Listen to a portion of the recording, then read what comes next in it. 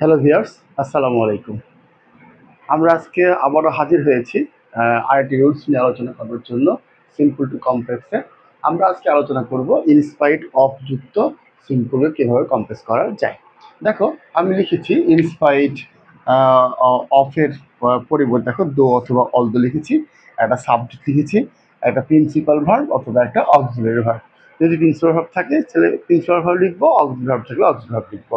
তারপরে আদার্স লিখবো। একটা এক্সাম্পল দেখো, আমরা in spite of my going to school regularly I could fail. এখন আমরা দেখো এই ইনস্পাইট অফ এর পরিবর্তে আমরা কি লিখেছি, দো অথবা অলদো। আমরা দো লিখতে পারি, অলদো লিখতে পারি।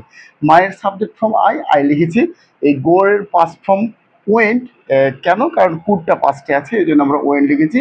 দেখো বাকি অংশ টু স্কুল রেগুলারলি, এরপরে আমরা লিখেছি আই কুড ফেল। তাহলে উত্তরটা হলো যে though I went to school I could fail. আশা করি তোমরা সবাই বুঝতে পেরেছো। আসসালাম।